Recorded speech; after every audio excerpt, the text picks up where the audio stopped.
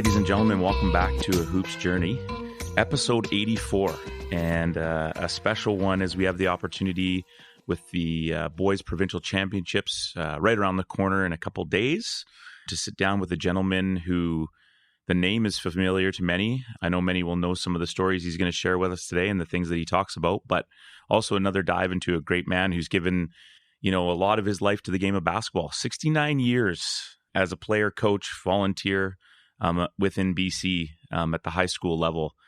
A decorated playing career, which I'm not sure how much he's going to want to talk about, but in case you didn't know, his name is on the main court at our provincial championships, and his name has been come up and been requested many times, and we are truly grateful, as uncomfortable as he may be at points this evening with us, that he decided to sit down and chat with us, because I know there's a lot of people that are excited to hear his story and have him on our show. We have none other than Mr. Ken Winslade. How are you, sir? I'm fine. Very nice to be here tonight. Good. Even if you don't mean that, we'll take it, How are you feeling? What's going through your mind as you think about having we'll call it a gap year with the provincial championships? I'm sure it's a time that you look forward to each year, just between the games and the people that you get to see. What's going through your mind as we get ready to start the championships here? Well, I'm happiest for the players. I really felt sorry for them last year, missing the year, just knowing how important it is as part of their high school career to get a chance for the ones who did to play in a provincial championship. I was really worried they were going to miss both years, but I was so pleased that we were able to get this one underway and at the last minute allow fans to come, which really provides the spirit to it. So while it was disappointing to lose a year, at least the grade 11 and 12 boys will get one chance to play. And to me, that was the part I really felt disappointed with last year. Mm-hmm.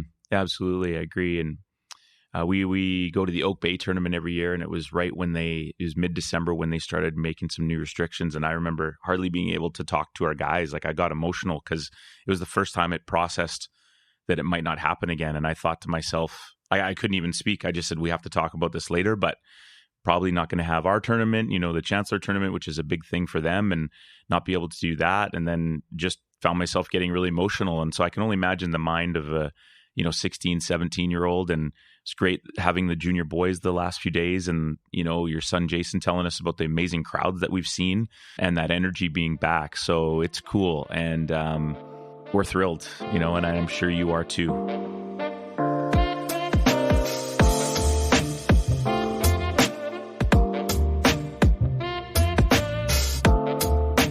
Let's get right into it. Tell us a little bit about yourself. Take us back, not that far back, right? You're not that old. But what was your personal life like when you grew up? Where did you grow up? And how did basketball sort of start to come to fruition for you and start to be something that was a part of your life? Well, I was fortunate to have grown up in New Westminster, which was back in the 40s and the 50s, a very, very high-level sports town. It had really good community leagues for young people growing up, and we played in our neighborhoods. Our teams in softball, soccer, lacrosse, all those sports we played as young 10, 11, 12-year-old kids. We played against each other, and so we were very fortunate in that regard. We had good facilities, and we just played everything. And we met lots of friends. I've told the story many times when I met Stan Stewartson, my longtime friend. 10 years old, we played against each other.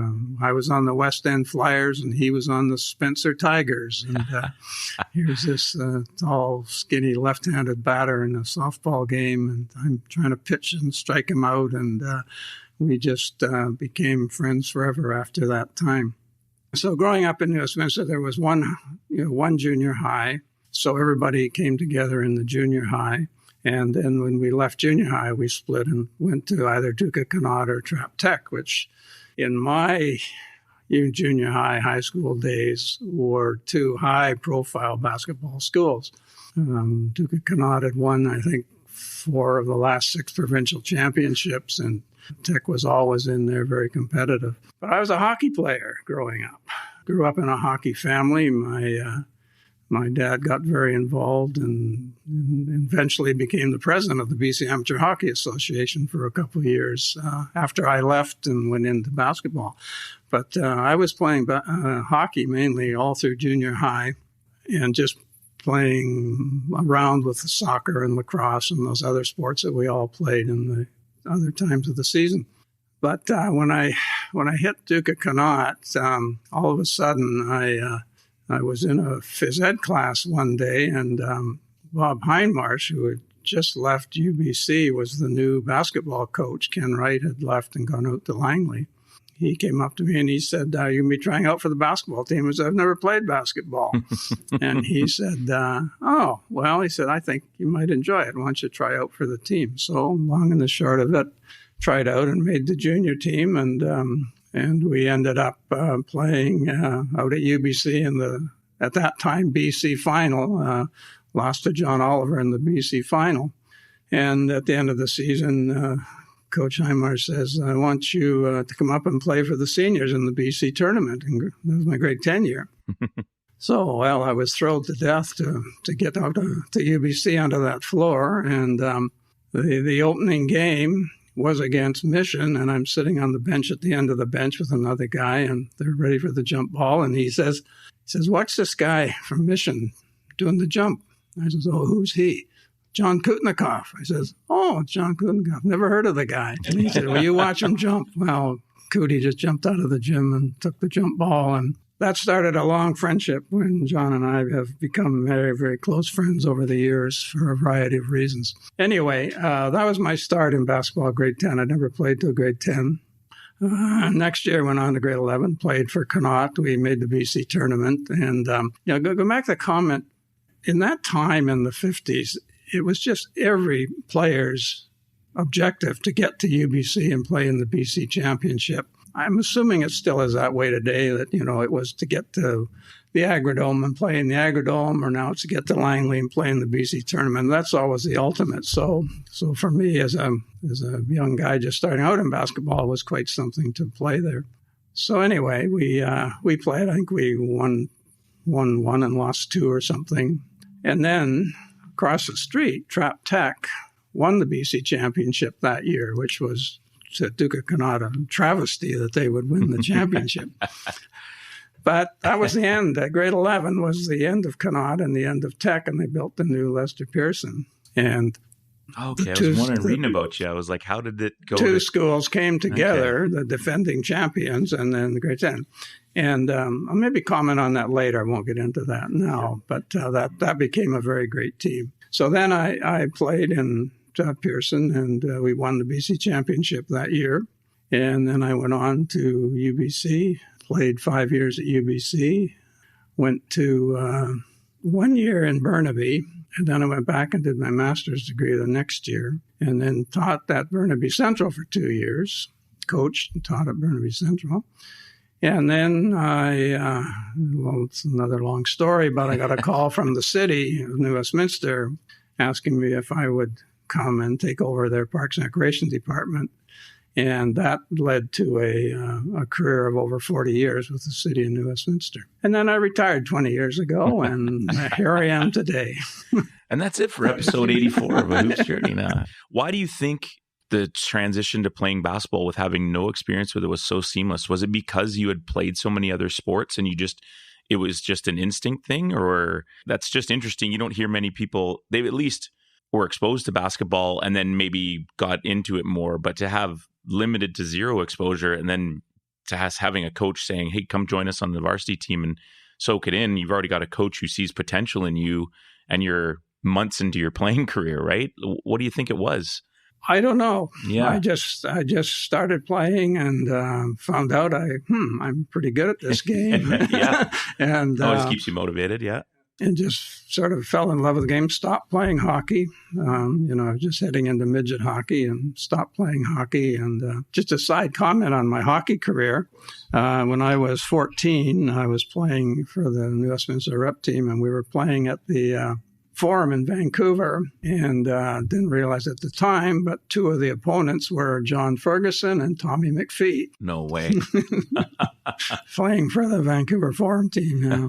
So I don't know. I just loved the game. Yeah. I practiced, and there it went from there. Yeah, that's very cool. At what point you're in high school are you thinking, yeah, I think I'd like to do this at the post-secondary level, or did it sort of fall into your lap, or was there conversation behind that? I mean, I never thought I could play at UBC, and that's another story. Let alone crack the top 10 all-time scoring at some point, ladies and gentlemen, for the record. But after a game at UBC in the BC Championships, I was sitting down in the locker room, and Bill Popowich, one of the teachers from the high school, came down, and I was just sitting on the bench, and I looked up, and this tall guy is standing there, and he said, Ken, he said, I'd like you to meet Peter Mullins. He's a coach at UBC. And I said, oh, okay. So I got up and said hi, and he, in his Australian accent, said, he said, I like the way you play. He said, I hope you'll be trying out for the team next year. I said, oh, okay. So you didn't fall over? That's good. Fortunately, he picked me to play for his team, and that really started my career. He was a great coach and really taught me how to play the game. Talk more about that. Like, obviously, your high school team in your senior year, which we'll get to, the rich history and all that, some really competitive, good teams, but the university level and much bigger jump. How was that freshman year? Were your eyes wide open the whole time? Were you adapting quickly on the fly? How did it go for you? Well, it was really kind of funny because I always, I wasn't sure I could make the team. I wasn't sure I could make the starting five and whatever. And we went into a league against the senior men. So we started playing against people from 1956 Olympic team. Yeah. And Bob Pickell and Bob Birtwell and all these people. And we were these young kids out of high school, basically with a couple of older people, but one of which was Dunk McCallum, by the way, who remained a lifelong friend of mine. Nice. So the first game, somehow, I scored 34 points. We're starting to see a general theme around this episode, hey? Somehow, it just kept going in. and ended up being the Rookie of the Year in the Senior Men's League that year. I just got better. Yeah. That's all I can say is I just got better and more confident, I guess. And you enjoyed putting the work in and trying to get better at it on your own. Oh, and yeah. You enjoyed that process of it. I had a back lane I played in. And there you go. I've been known to be out there with my gloves on in the snow practicing. Yeah.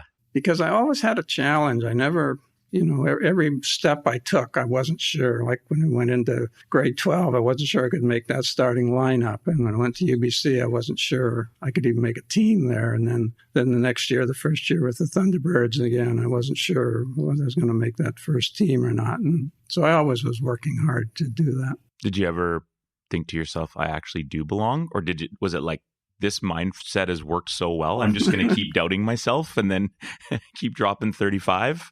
No, I think I always knew I could get better. Yeah. There was always a challenge. There was always, people I thought were better. I love it. Never really stopped trying to improve. Competitor. It's great. So anyway, that basically took me to UBC. And how did the rest of those years stand out for you? Some of the teams, the teammates you played with, I'm sure you had some very memorable, great experiences. Well, we had a really good team in my last 2 years. We were playing in the Western Canada Conference at that time. That team had 10 either first or second team or most valuable players from the BC tournament on it. Bill Berardino from Prince of Wales, Dave Black from Victoria, Dave Nelson from Victoria, Mike Bockenjack was on it. Dave Way was on it. Anyway, we were, over the 2 years when we lost one game, in our first year we lost one game back in Winnipeg. The next year we went undefeated. And one of my what ifs is if there had been a Canadian championship, could we have won it? Was there a better team in Canada than that team? And I don't know. Yeah, I'll never know. So it's a what if. Yeah, but it was a very successful team. And Dunk McCallum was on that team. Nice. Yeah. Did he fill your water? No, but there's a story Just about gotta give that. Dunk a hard time. I get a chance. He's usually Well, you asked chirping Dunk me. why the coach always roomed him with me. Yeah. Love it. And then you touched on something that I think is cool. The part, I mean, you jumped quickly to leaving your job, but you were a teacher and you coached at Burnaby Central and made the provincials and had a pretty familiar name in the coaching world in our province that was one of your players, if I stand correct there, a gentleman by the name of Mr. Bill Disbro would have been hovering around there, which is pretty interesting. And I think that's the cool part. The people that get this event and get basketball and BC and what the championships mean, it's these stories that come out where you go, holy smokes, like Bill Disbro played for Ken Winslade when he coached for 2 years at Burnaby Central. Like the timing is just too weird, you know? And there had to have been something that you inspired in him. And he, on his episode, he talked about being interested in coaching young, but obviously you made basketball fun for him. He's still doing it, right? Yeah, Bill and I still talk occasionally, and but no, I went into Burnaby Central. They had no basketball program at all, and they'd only won 4 games the year before, and I went in there, and I was fortunate that I had some good athletes, some good players, and Henry Grenda probably being the best of them, who was a really good football player, ended up playing a bit for the Lions, went to Washington State on a football scholarship. But we turned the program around. We got to the BCs. We went on a big 14-game winning streak, which was unknown to these kids, and we won our league. And then we lost in the Vancouver District Finals, but still got us to the BCs. I think we won 1 and lost 2 that first year. But the next year, we played a much tougher schedule and started all of a sudden, we were known and started playing better teams. And again, won our league and won the Vancouver District and then went into the BCs and upset the strong North Surrey team, a strong North Vancouver team in the first 2 games. And all of a sudden, Burnaby Central's in the Final Four after the second year. Now, that's another story. We played Alberni in the semifinal game, and we were ahead by 11 points at halftime. Oh, boy. And we scored the first basket. We were up 13 points, and we lost the game by 4 points. And it was a lesson to me. If I'd have gone back coaching, I learned a real lesson in that game. And which was what? Play a zone defense if you have to. Yeah. Because Peter Mullins was man-to-man all the way. That's what he taught me. I like that. I like your style, though. I needed something to turn the game around because Alberni started the momentum switched. I needed something, and my kids couldn't play a zone. Anyway, it was a big disappointment for the kids, but we had a very successful 2 years. Absolutely. And did you enjoy the coaching? Oh, yeah. I stayed awake nights. When the New Westminster offer came, because I really felt the next year we could win the BCs. Right. And they did very well. I think they came 4th the next year because that really was the culmination of the 3 years. But, I'm always a coach. Yeah, of course. Absolutely. I sit in the stands and I still coach. Yeah. Just depends who you let know, right? Yeah. Chambers, your 1-3-1 zone suck today. No. And then, you have a huge transition in your work life, and that changes the landscape for you. But then you kind of take this jump into the tournament and become the director. And what was the reason behind that? Was it obviously to stay involved in the game? But I was very fortunate that when I left teaching and went to work for the city, that I was still able to stay involved with the basketball because all the years. I was never out of it because all 5 years I was at UBC, I was involved in the tournament, working with Jack Pomford, who was the tournament director there, and doing everything from scorekeeping to running the clock to watching the doors. All the students from UBC did all these kind of jobs. So I always stayed involved that way. Then when I left and went back to UBC and did my master's, I was coaching the UBC freshman team that year. And so I stayed involved in the tournament. And then when I went to the city, they came to me, they being a couple of the coaches, and said, how would you like to come and work for the Lower Mainland Zone? So I did that. And then because I had the great advantage of being able to use my office and my office staff to kind of do that. So I would keep minutes of the meetings and that kind of thing. And then I represented the zone at the BC executive meetings.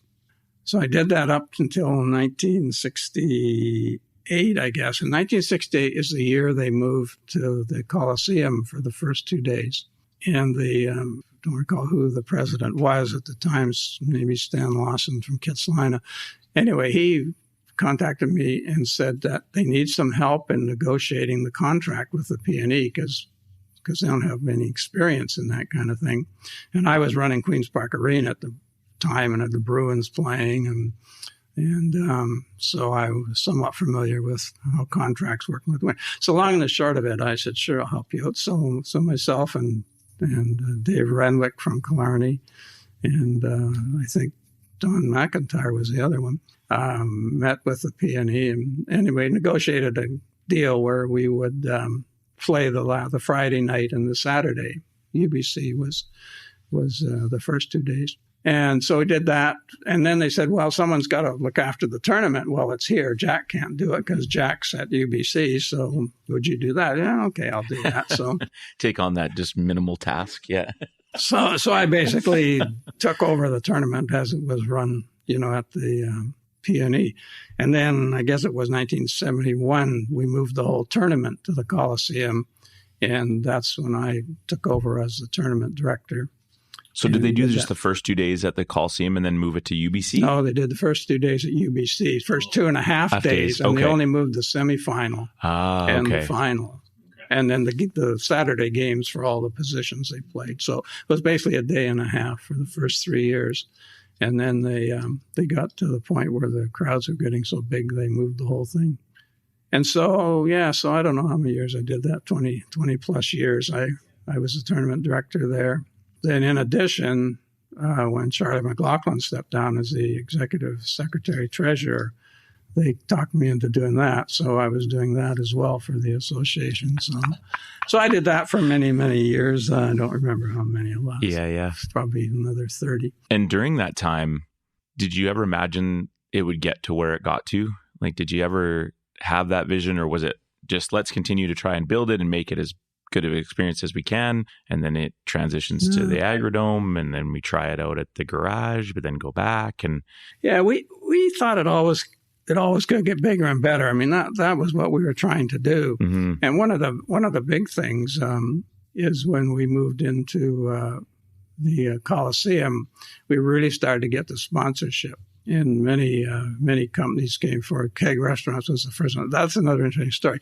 Keg Restaurants came through, but the main reason we did is because George Tidwell, who started Keg Restaurants, had played in the tournament for Penticton in 1948. Oh, my gosh. And he couldn't help get involved fast enough. And so he came along and put some money into it they started the player of the game. They gave Keg $25 certificates, which in 1970 was a lot of money. Let's go. And then, rare, please. And then he started up the School Spirit Award. They started that up, and he brought Pepsi along with him because I guess Pepsi had the Keg contract or something. So Pepsi got involved and helped out. And then we had over the next years a sponsor. The next cute one was McDonald's. Ron Marcoux, one of the big executives with the McDonald's, he had played for Trap Tech in 1949 in the tournament. So he came along and they started up the big McDonald's scholarship program and took over the Most Valuable Player Award. And then we had Team Skyline, Roger Morrow of Team Skyline came along, so I put on a dinner for the coaches, and Centaur came along. Centaur are still a sponsor today. One thing about sponsors, they tend to come and go. You have to be very careful. And one thing I really focused on with the association was never let you get financially counting on the sponsorship money always keep it out of your operating money because those sponsors will come and go. And over the years, we certainly found that.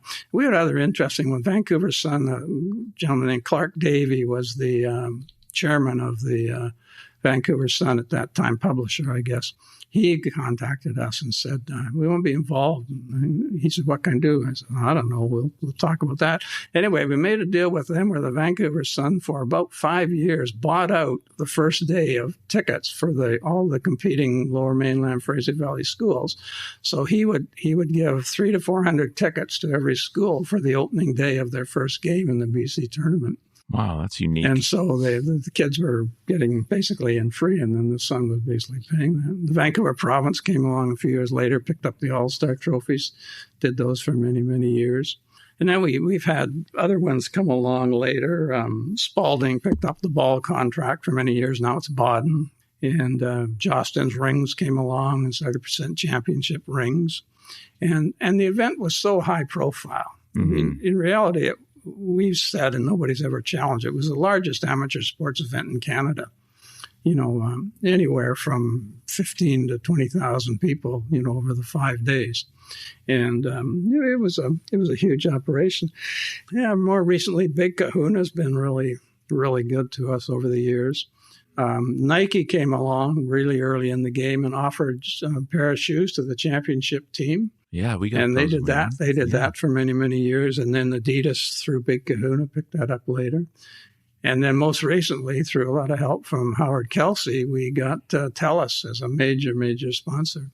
And they came along initially and allowed us to actually televise 2 years in a row, televise the game on Sportsnet across Canada. Mm-hmm. So it's been just building and building and building. But we always tried to make it so it was better for the kids, that the ones who are participating, what we could do and make it more enjoyable, more memorable for them was always kind of our objective. Yeah.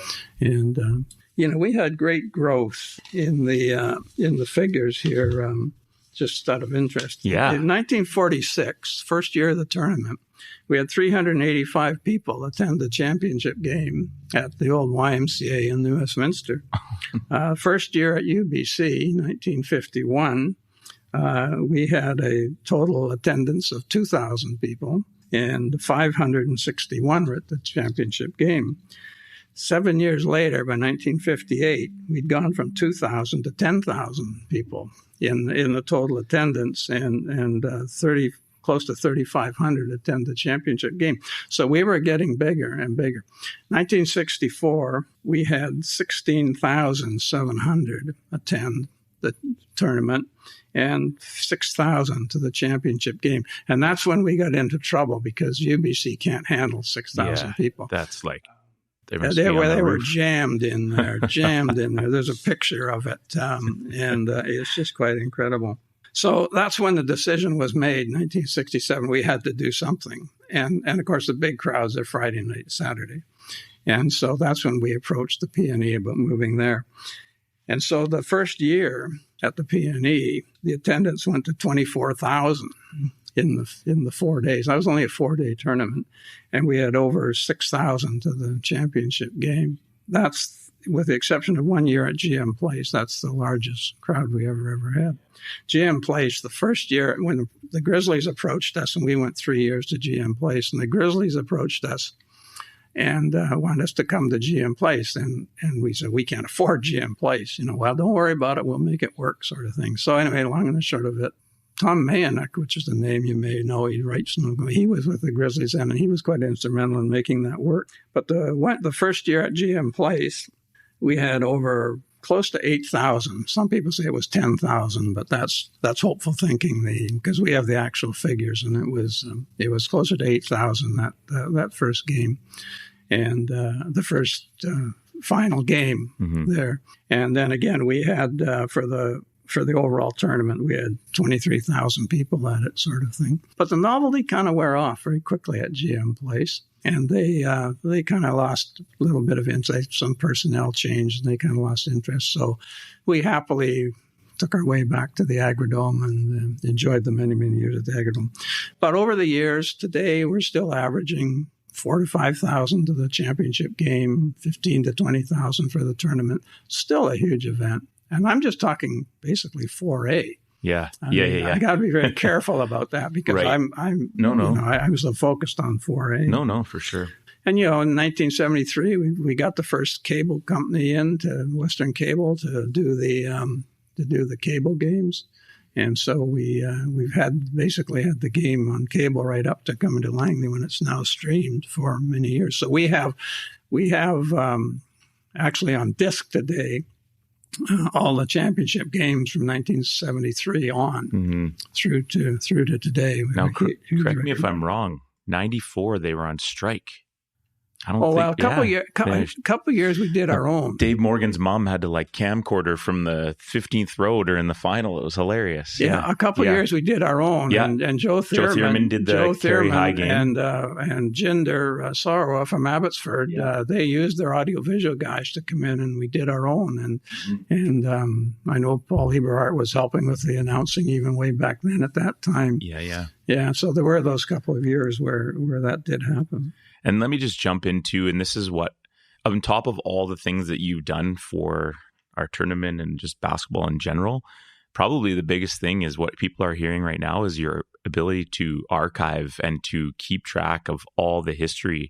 I don't want to know what your closet or storage space looks like, but even just, the 75th from 2 years ago, what a cool thing with the photos and the history. And you could see the guys that did show up, they're just the looks on their faces, right? They see that picture of their championship team and it's just they're just absolutely glowing. And then it's oh, there's, Mikey or whatever. And they're just having a giggle. And then all these memories just flush back into your head. And I think, like I mentioned, of all the things that you've done, I think that's one of the coolest and one of the almost most important is that history. I mean, before we talked tonight, I never would have guessed you would have given us the numbers through the years. And I think it's phenomenal that you have those and it's really cool. So, thank you for that. Yeah, we have, fortunately, I just carried on from what Ken Wright started out Ken Wright, of course, was the founder of the tournament and he started out and he kept every year a scrapbook of the tournament starting in 1946. So we have piled away today all the newspaper clippings from the tournament starting in 1946, each Amazing. year piled up. And we have pictures of all the most valuable players, all the all-stars, all the championship teams, and some action pictures from every year from 1946. We have all the original score sheets from 1946. So anytime you want to know how many points you scored, just quickly look it up. Who's the person hovering over this as the game ends? Who's grabbing that score sheet? Stanley Markowski is in charge of that. Okay. And that's been a challenge over the years. I was going to say, Stanley had an important job, let me tell you. And then we have programs from every tournament from 1946 on. We have all the programs. We have all the attendance records and the revenue records. And we have a great collection of the historical stuff. I want to go back to Bill Disborough. I jumped over Bill. Please do. Bill was a kid who, there's a group of kids in the Burnaby Central group from the Edmonds area. They had a court up in their area that they talk about. The name escapes me right now, but it was one of the parents had this great court. And these kids, Tim Chapman, Alan Quinn, Terry Hyduke, they all played together. And Bill was one of that gang. But Bill wasn't the best player. But what Bill was the loyal guy who showed up every game, every practice, sat on the bench, didn't complain, was always willing to help out. He was obviously sitting listening because he wasn't playing a lot, but he certainly must have been paying attention to what's going on because it was after I left when he took over. I think he coached the junior boys first. He helped out at the school there before he was still in school. But anyway, Bill was one of those kids that you just desperately need as a practice player who you can get into a game in lots of circumstances, but generally wasn't going to be a star, but accepted his role, and you could always count on him. And that's what I always admired about Bill. And I'm so pleased to see he did so well in the future.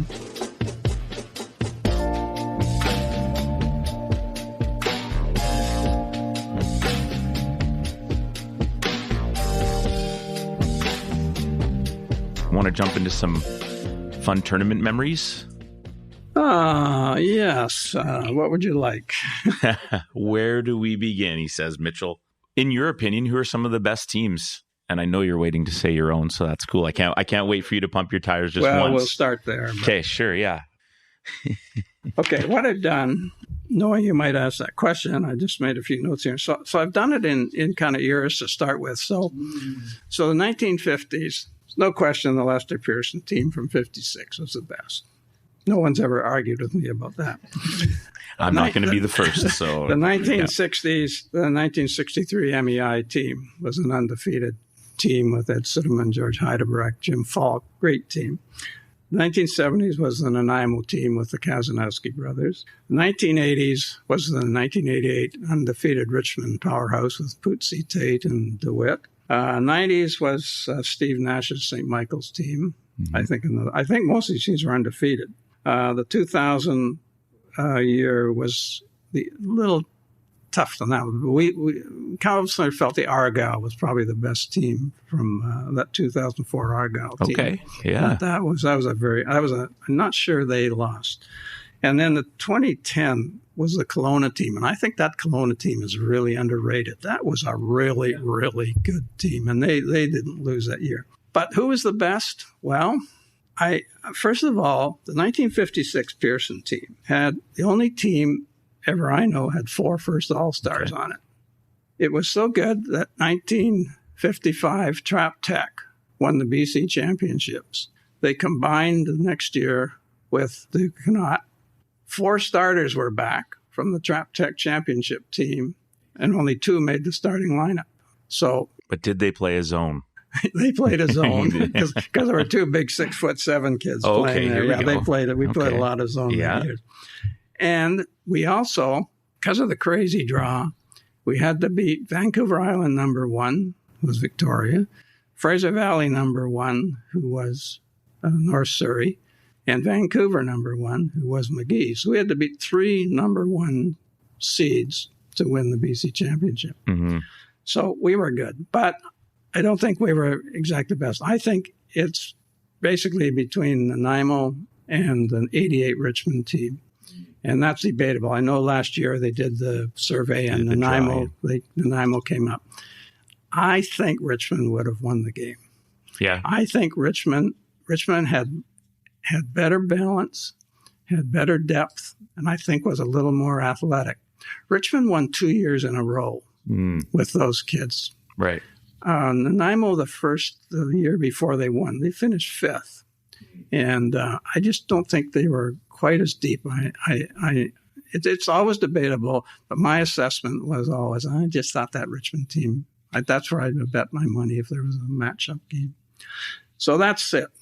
I'll put my guys third. We'll take third. You did it. Okay. All right. But we were good. Obviously, some pretty household names along the way.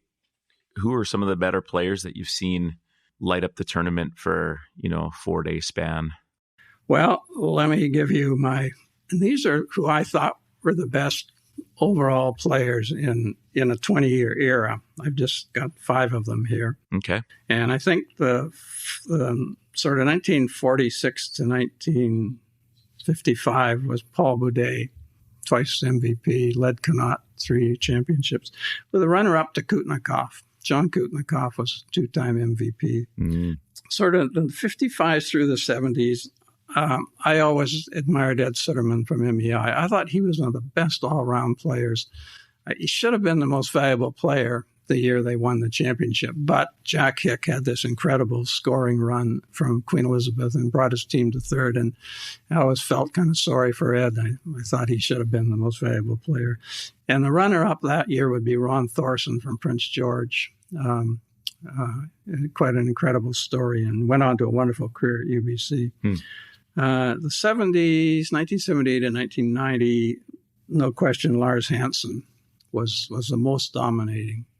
I think the most dominating individual ever in tournament history. He was that good, hey? Just dominated and didn't have a great team around him. Yeah, he was so good. I'll comment later on a couple of his things. Mm-hmm. runner-up, Alan Tate. Alan Tate was the first real scoring machine we saw. All of a sudden, this guy could just score and score and score. And so 1990 to 2010, no question, Steve Nash was a great, great player. I guess so. Not a prolific.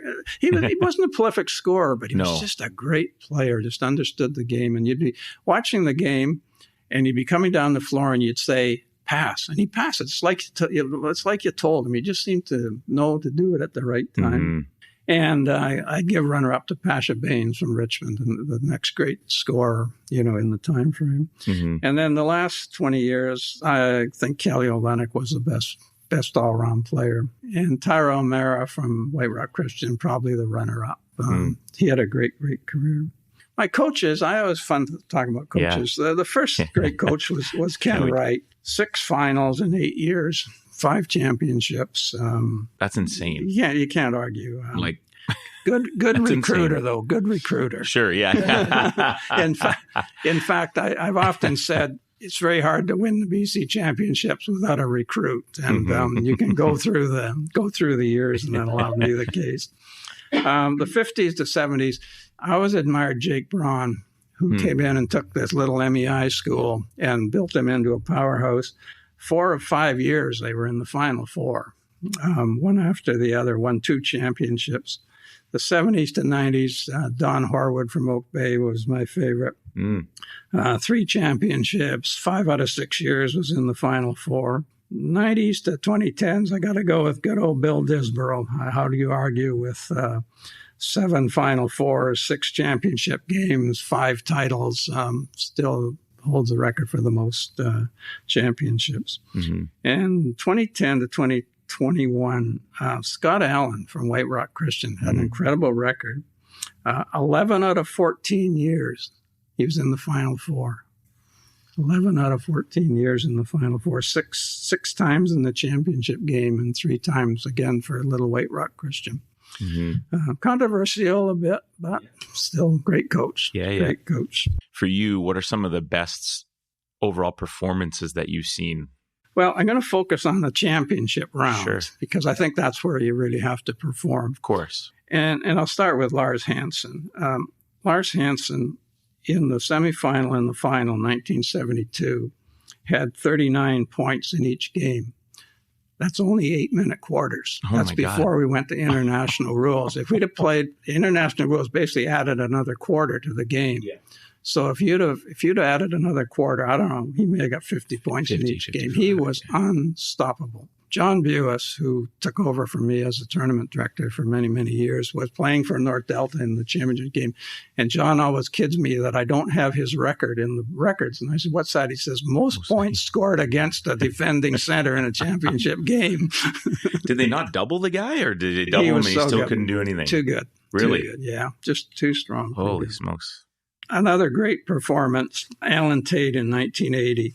He broke the tournament scoring record with 149 points. He had 48 points against North Surrey before the 3-point line. Wow. This is before the 3-point line. And you mentioned him, you said this was like the first sort of scorer that we saw. Was he kind of a very unique from meaning like a guard position? And he was a guard. Yeah. He was a guard. He could drive. He could stop and shoot. He just was really, really tough to stop. Mm-hmm. He was the first one who really came in and averaged 38 points a game in the championship round, which was unheard of in those days, sort of thing. Mm-hmm. One of the greatest performances I personally ever saw, I still to this day think maybe it was the greatest game I ever saw, was a semifinal between Prince Rupert and MEI the year after MEI had won the championship. And Prince Rupert went on their run and were the Cinderella team and won that tournament. In the semifinal game, Heidebrecht got 34 points.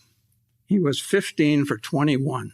And he was and he's only about 6'1", but yet he played center. But he would be outside shooting, outside scoring.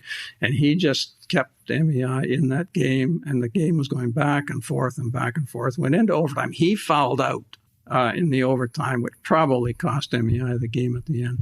But he, again, he broke the tournament scoring record that year. He was the MVP. But that Prince Rupert MEI game was just classic, classic.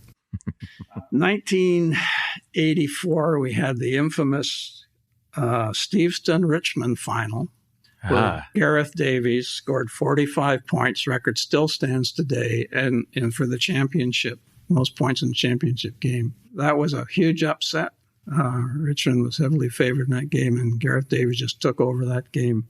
Did you need extra security for that one? That's like inner city rival. Richmond-Steveston was a great rivalry, but Gareth Davies was one of the greatest final game performances. Probably one of the most unsung heroes was Tony McCrory in 1995. He literally carried his team to the championship, averaged 38 points a game, had 48 points against Richmond in the quarter final. Yeah, scored 37 points in the final. Just was dominant, and sort of came in a bit unsung. Mm-hmm. You knew about him, but you just didn't realize he could be that good. Mm-hmm. And finally, the great performance by Kelly Olynyk in 2005, where he averaged 36 points a game, got 37 in the semifinal, got 46 in the consolation final. He, again, just dominated. So those are ones that come to mind that I can think about were great tournament performances. How about upsets? Let's do it.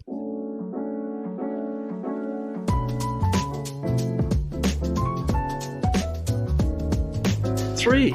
If you've got one on the list, then I might have to just go for a bathroom break delete. You can't delete one of them. The first was 1957. Lester Pearson came back as the defending champion, and we're up against little old Chilliwack, who were number 3 or 4 from the Valley. And Chilliwack beat them 60-54 in the first game. Every one of these upsets takes the first day. Of course. And that was at that point in the 50s, probably the biggest upset ever took place. The next one was 1965, when Abbotsford came in with Sam Vandermeulen, highly, highly rated, against little old number 4 from the Lower Mainland, Gladstone. And Gladstone beat them 40-36. They outscored them 12-6 in the last quarter to win that game. And that was another huge upset. And then we have 1995. Dun, dun, dun, dun. Terry Fox and Van Tech. Terry Fox came in 2-time defending champion, favored to go 3 in a row to match Duke Connaught, and lost by 10 points to little old Van Tech. Did we lose by 10? 10 points. What was the final score? Do you know? No, I just have 10 points here. I'm sure we can find that. Yeah. Oh, I can get you that. Yeah, that 95 year was wild. Yeah. That was a crazy one. And what else could I offer you? How about best championship games? 1958, Lord Byng and Prince of Wales went into overtime, was back and forth, very low scoring, 36-33, and was won by a Lord Byng kid, not one of their stars, Ed Fife, and he shot his foul shots underhand. Yes, he did. And he scored 2 foul shots to win the game in overtime for Lord Byng. That game was actually broadcast by Jim Robson on CKWX at the time. Awesome. And we actually have the tape of that game. Oh, yeah. That's great. In fact, I think you played it, didn't you, on the video that was done for the 75th? Yeah. The 1982 very emotional West Vancouver Argyle game, Brian Upson's last game. Brian was suffering from cancer, could hardly make it onto the floor. And Paul Kitchener scored 2 foul shots with 11 seconds to go. And Argyle came down with the last shot, bounced on the rim a couple of times and fell out. And West Van won 49-48. Mm-hmm. And Brian Upson had his championship, and he passed away about 2 months later, I think. But a very emotional game. Mm. And then we move way up to 2009, St. George's, Vancouver College. And Emerson Murray hits a baseline jumper with 3 seconds to go to give St. George's the upset, 63-62. St. George's had to play 5 games that year. They did, right? Yeah. They came. That's one of the few times. I think Pitt Meadows did it once, too, where they came through from 5 games to win. And then the last one I remember was the 2012 Walnut Grove Terry Fox game. Oh, yeah. When Jesse Crooks hits the shot with 4 seconds to go and wins the game 75-74 for Terry Fox. 2 others, just to mention, great comebacks. 2011, Paul Eberhardt's Palmer team was playing heavily favored Vancouver College and got behind 19-2 in the first quarter and came back and won that game. And then 2019 was the famous Lord Tweedsmuir comeback where they were behind by 18 points and came back and won that game. Those were both championship games, so they were quite something. So those are a few thoughts. Just a few, hey? Yeah, one or two. Love it. It's great. Mitch, 56-46, if you want to know. Yeah, we scored 46. I mean, it's boxing one, man. What do you want me to do? Kilograms. Yeah. I think we played them at the Vancouver College Tournament and beat them by like 40 at the college tournament. Yeah. And then good times. I mean, our starting two guard had mono. Peter Morgan had a broken foot, but we probably should have squeaked out a dub in the first round and seen how we did. But anyways, thanks for that, bringing back those memories, Mr. Winslade. It's greatly appreciated. I thought I should. I couldn't avoid that one. Yeah, of course you couldn't, you little bugger. Some personal highlights. One I want to bring is you didn't want to respond to the Chicago Bulls phone call or what? Huh? Well, that's one of my what ifs. Yeah? What ifs. When I left my last year at UBC, I got actually, it was a letter from the Chicago Bulls, who were just starting up their franchise and wanted to know if I would come to their tryout. That's crazy. Well, what if I decided not to for a variety of reasons, probably because I didn't think I have a hope. There he goes again. Making it there sort of thing. Again. But anyway, so I often wonder what ends if. up being the starting. I still have the letter, though. I still have the letter. That's cool. Still in my treasure chest. What do you think is a bigger what if, that or had your UBC team been able to compete in the Canadian Championships? Do you think? Well, a couple of other what ifs.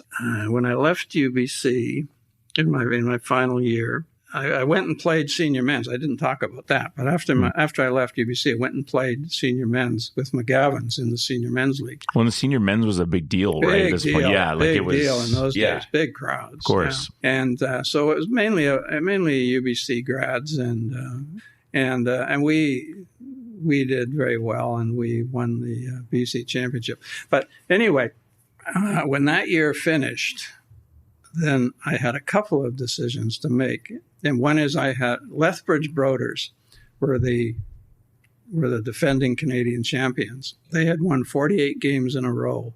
They came to Vancouver to play us, the McGavins, and we beat them by 2 points and broke their 48-game winning streak. And then we had to go back to Lethbridge a month or two later and play for the Western Canada Championship, which they beat us 3-2 in the Western Canada Championship. Mm.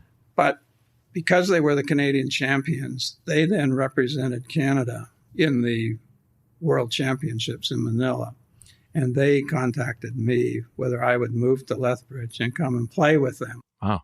Again, I had another offer. I had another offer of a $2,000 Canada scholarship to go back and do my master's degree. And Peter Mullins offered me the chance to coach the UBC freshman team. Mm-hmm. So long and the short of it is I chose to go back to UBC and do my master's degree, mm-hmm. which I never regretted. And I didn't go to Lethbridge. So I often wonder, what if I'd have gone back to Lethbridge? Where would I have stayed there? Where would I be today? Yeah. I don't really know. And the other what if is the year after that, when I finished my master's degree, University of Alberta wanted me to come back there and coach their junior varsity team at the university. Again, I said, no, I'm going to stay here. And I went to coach Burnaby Central for 2 years, which I never regretted that as well. But I often wonder, well, if you'd gone to Alberta, I wonder what would have ever happened to me. You make choices in life, you know. It's like when I chose to go to the city and leave teaching.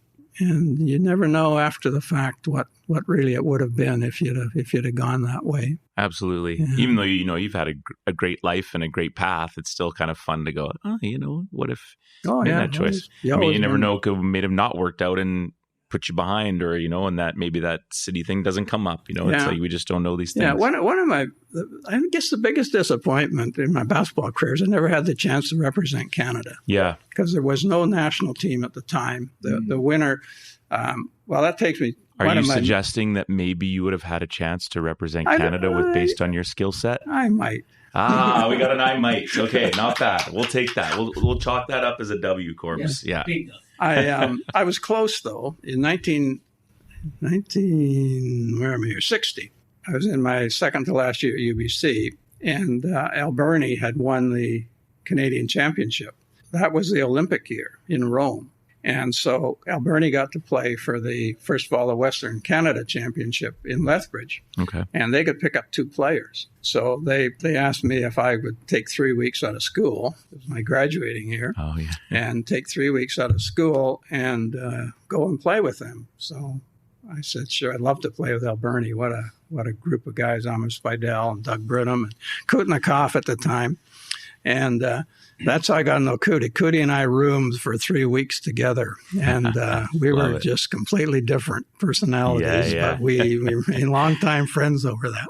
Yeah. But anyway, so we went back to Lethbridge, and we beat Lethbridge in a 3 out of 5 series. We won the 5th game, and then we had to go all the way to Montreal to play for the Canadian Championship. The winner goes to the Olympics in Rome. We lost by 5 points to the Ontario team. And I always say I was 5 points from Rome in the Olympics. Yeah. Big disappointment that game. What was the biggest game that you played in? Oh, I don't know. Beating Lethbridge, beating that Lethbridge Broders team was a big game. My biggest thrill, was still without question, was winning the BC High School Championship. Mm-hmm. I mean, I've had many good games over the years, but winning that BC championship was just something every kid wanted to do, and just always remains in my memory as the best. So that was my closest to coming to represent Canada, 5 points. So I often think, well, if you'd have made that shot, or if you hit that free throw, or, it was... The way you talk, did you have some sleepless nights still, or what?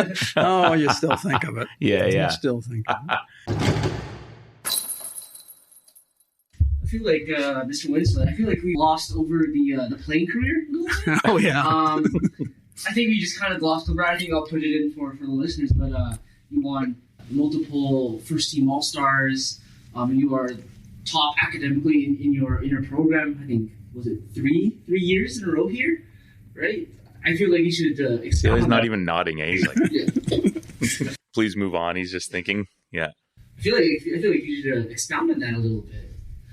Well, what can I say? Yeah, I was the top student for my 3rd and 4th year at university. So in my phys ed class. But. Was academics always important to you in your thing, or no. Did you just develop over time? Yeah. No, I wasn't a top student in high school, but I was too busy playing sports and everything else. I mean, all you needed was a C to get into university, so nobody really cared much about it. But I got to university, and I sort of found out that you could get a little bit of money if you got top marks. Mm. And so I was kind of motivated to do that, and really enjoyed the phys ed program, So if you enjoy what you're studying, enjoy what you're doing. But I was fortunate. And I believe you did hover around. You were in the top 10 scoring all time for a little bit there, correct? Oh, probably. Yeah. Probably. So likely. What was your game like? What do you think was the best part of your game, and what was the most efficient part of your game? If we're doing a scouting report on you, what's the scout? Shooter. Yeah.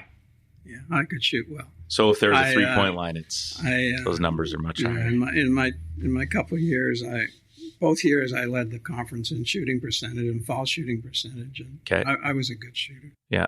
I have Ed Suderman has a little write-up on you for the 3rd All-Star team for the All-Tournament team from 1946 to 1971. He has a little blog post here, I guess. And has here, Ken Winslade, underrated performer of the strong 56 championship team, outstanding shooting and passing guard who provided the team control, good leader, one of the smoothest tournament guards, very quick. Is that accurate? Yeah, probably. Yes. And what do we got on the feet on these days? Like, what are those kicks like? Or really, is it Chuck Taylor era or what? Yeah, what is it? Converse. Yes, the Converse. White Converse. Nice. We had Fleetfoot when we were in grade 11, 10, 11. We had these black Fleetfoot running shoes. Yeah. And then when we got to university, all of a sudden these white Chuck Taylor Converse shoes came out, and those were the shoes of the days. And then I think I still have the last pair of shoes I wore, which were a leather, nice Converse leather, Chuck Taylor, sitting in the basement for the garbage one day. And then we talk about like full circle, like now the jerseys these kids are wearing. We went from short and tight, and we're all the way back there. I ordered these new jerseys for our guys, and they're still, I've never ordered smaller jerseys, and they're still rolling the waistband up. I'm like, we're going back to like the 50s here, man. Like, what is going on? High socks, like, yeah, I was going to say leather, but did you have the belts? Yeah, love it. And we had the socks, too, that came out to your knees. Absolutely. Not at university, in high school. We had university. We did.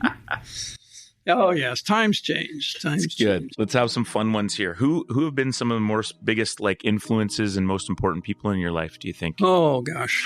Well, I guess my dad sort of taught me about leadership. When we were 12 years old, we were playing softball in New Westminster, and he stepped up to be our coach. Didn't know anything about sports at all, and just volunteered and came in and took over the group of us, and we ended up winning the BC championship when we were 12-year-olds. There was no baseball when I was growing up. Little League didn't come till later. Softball was the huge sport. And then he used to drive me to the arena, Queen's Park Arena, and sit in the cold waiting while I was playing Pewee hockey. And the president of the New Westminster Association came up to him and said, you might as well do something while you're here. So long and the short of it, he started getting involved, and then later became the president of the New Westminster Association. As I said earlier, moved on to be the Canadian president. But he used to be on that phone at home when he was the president of the BC Association, talking about all the suspensions they had to handle and all the problems with coaches and what have you. And I just sat and listened and really thought, boy, that's a pretty good volunteer job, because he had his own job at that point in time. Yeah. Anyway, he was always an influence on me. Bill Popovich, who was a young teacher at Lester Pearson, my first team, he was always very encouraging to me. He was the one who introduced me to Peter Mullins, and he was the one who always said, you're better than you think you are. And he remained a lifelong friend. He passed away a few years ago, was very active in the boys basketball, and I always admired him and the time he spent with me. Peter Mullins was the coach who taught me how to play the game. That's the way I describe it best. When I came out of high school, I didn't know much about really how to play the game and watch what was going on and how to take advantage of things that were happening on the court. And he taught me to be a coach, basically. Mm-hmm. He just skyrocketed my career my first year at university. And the other person who had a super effect on me was Doug Manning. Doug Manning was the city manager of New Westminster for 23 years, all the years I was running the Parks and Recreation Department. And Doug had played in the tournament for John Oliver in 1950 and 1951 and was a second-team All-Star both those years. He was a tall, rangy guy. But he was very interested in what I was doing in the basketball world, and he was very encouraging to me, and he and I worked really well together. And way back, I don't know, it was 1981 or so, he asked me if I would be the deputy city manager with him, even though I could keep my Parks and Recreation job, but when he was away, would I take over? So he gave me a great opportunity to get involved with the management of the city. And then when he retired, I took over from him as a city manager. So he was always and he was a very wise person. I always remember one of the things I always remembered, he said, do the right thing, not the easy thing. I always remembered that. I remembered that little bit of wisdom. So those four people kind of had great influence on my life. Awesome. How do you feel about ketchup on macaroni? I don't eat ketchup and I don't eat macaroni, so that's pretty simple. No macaroni, hey? Nope. Good for you on the ketchup, too. See how slim I am? Yeah, I know. You're looking great. Yeah. And the ketchup is, the sodium, right? No, I don't. Yeah. I don't have ketchup on my fries. No? Ketchup. Are you like a malt vinegar guy? Yeah, sometimes. Yeah, I knew it. Yeah, I knew it. You a reader? I read a lot. Okay. So give us an idea of what, if you were to get a vacation, you grab a couple books, few books. What are the ones, if you get to reread them again, what are ones that stand out to you? Well, I have how many? Probably over 400 basketball books at home. Really? Yeah. Oh my God, I love it. Any book ever written on a college coach, I'm do you sure have a 4-level mansion? Like, where do you is half the stuff at your guys' house or what? Yeah. Just in the mail today came the new Coach K book that just came out last week. Nice. There we go. I'm a great reader of college basketball. I have books way back from the 50s and 60s. I have. Do you have a favorite team? North Carolina. NC? Oh, of course. Always been my team. And I have books going back to the 50s and 60s. Amazing. Coaches back then, and you name a coach, I probably have the book on them. Love it. But that's one part of my reading. I like to read books about successful people, and books like on business or business. anybody. Yeah, one book I read a couple of years back called The Innovators. Great book on all the. Bill Gates, Steve Jobs, those people, and how they became successful. And it's amazing stories how they just took little turns and their life just fell apart. And so I like reading those kind of books. Most recently, I also like spy novels. Oh, really? Yeah. I'm a great spy novel reader. Enjoy those very, very much. Is there a basketball one on your shelf that sticks out? Basketball book? Yeah, like what? They're also good. Most recently, I just read the 2 books come to mind. I just read one on Dave Bing. Oh, wow. Dave, and the reason I was interested in that is because of his after basketball career. But, he came out of Washington up to Syracuse, became an All-American at Syracuse, then went to the Pistons and played for the Pistons. But it's the after part that's really interesting. He became mayor of Detroit. And that's what was interesting to me, was the political aspect of it and how he built his company in Detroit and then he became mayor and all the problems he was having as mayor. So that was a really intriguing story. Another one I just finished, and I've had the book for, I'm still telling my son, I had the book for a long time, probably 15, 20 years. I just never pulled it off the shelf until recently. It's on C.M. Newton. And C.M. Newton played in the 1950s with the great Kentucky teams. Okay. And then he got into coached in a small college, and he went down to Alabama.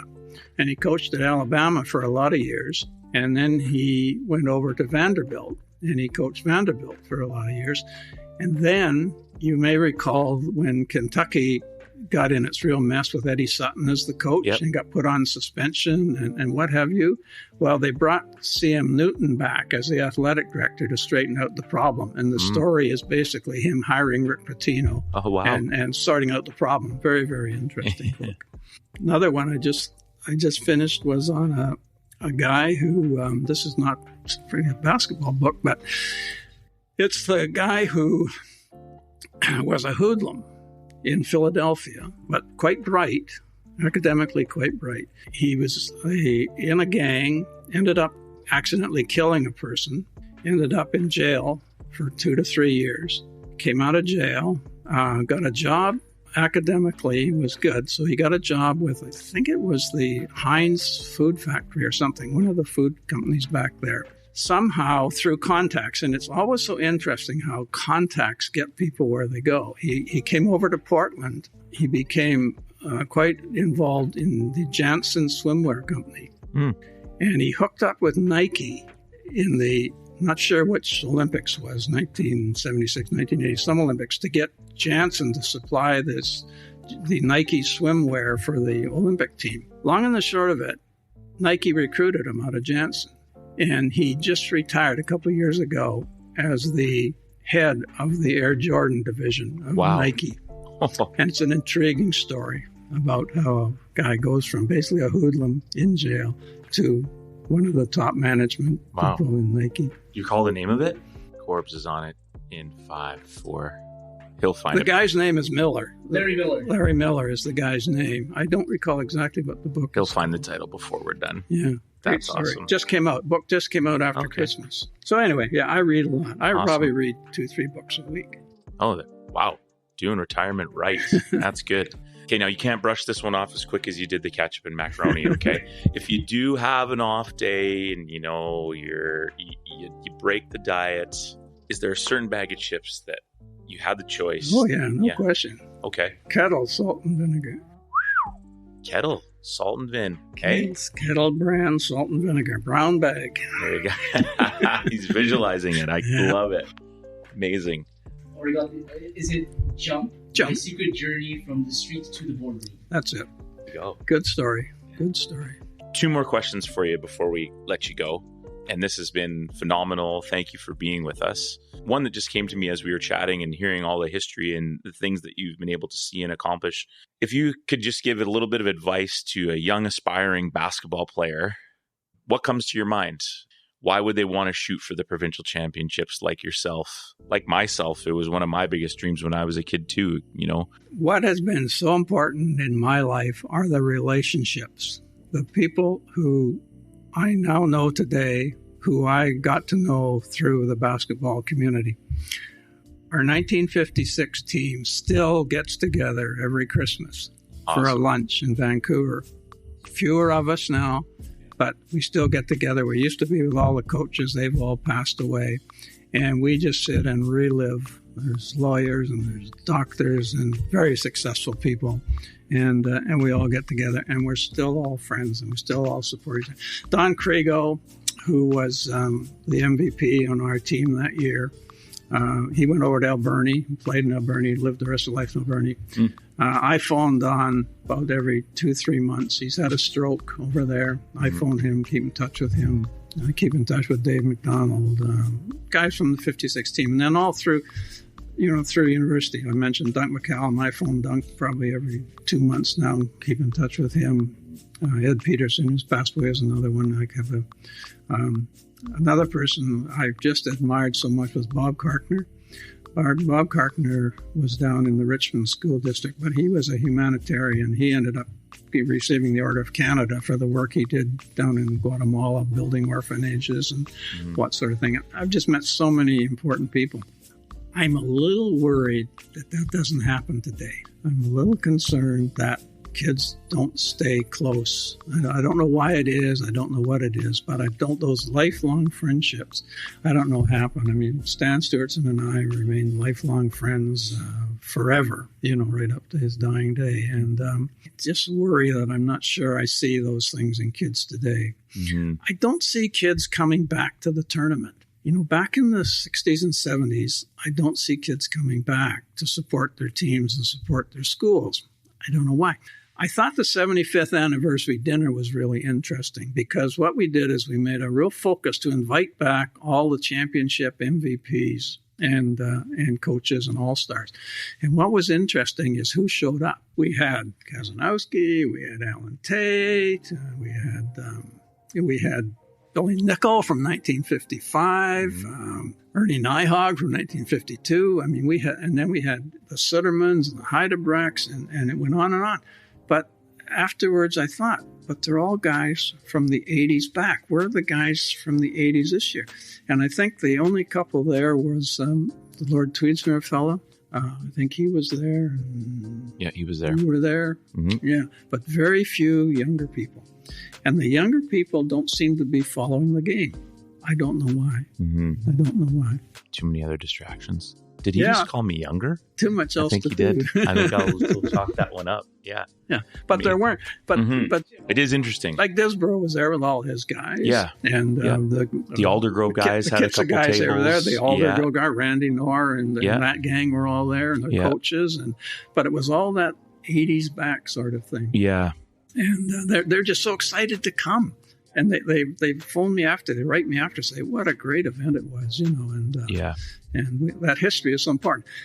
I'm really concerned that the younger people today don't value history and traditions, not just of the tournament, but of life in general. They're so busy, or I don't know, not close enough to them today to know that. Yeah, you make a good point when I think of when we have the Fox alumni tournament.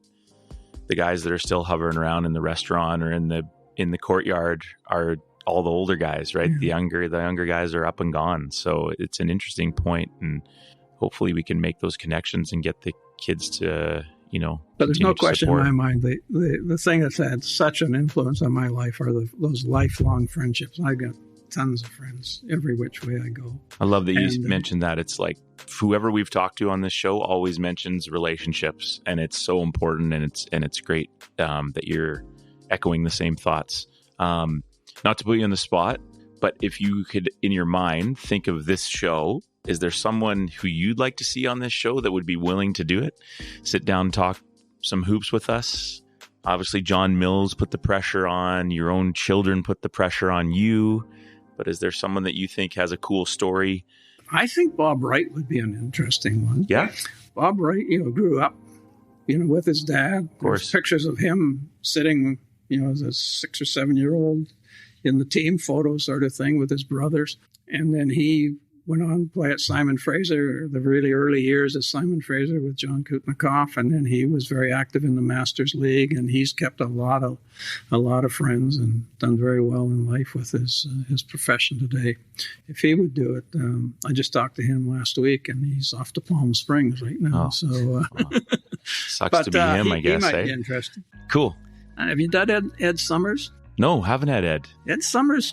I have a lot of respect. He's one of the most underrated. Oh, hey? yeah. Like just in terms of, does he have 5 titles? 5 titles. Yeah. I think 6 titles, I think. I think he's one ahead of Bill. Yeah. Being on the exec with him, getting to know him a little bit more. Yeah. And I think he's been in 9 championship games. Maybe at the AA or single A level, whatever ones it was. But he's been a very, very successful coach. And it would be interesting to just ask him about his career and how he's kept Lambert Park so good over year after year after year. Yeah, it was cool getting Brendan Graves on because that was Ed's first year, was when Brendan arrived, right? And so it was pretty interesting. Cool. This has been awesome. Any last kind of thoughts or reflections before you finally be done with this and get you on your way? No, it's been kind of fun. It was fun to sit down and prepare for this, to sit down and think about these things and what I might be able to offer. But no, I guess I just have always had such respect for the high school basketball scene and the people who've been involved. And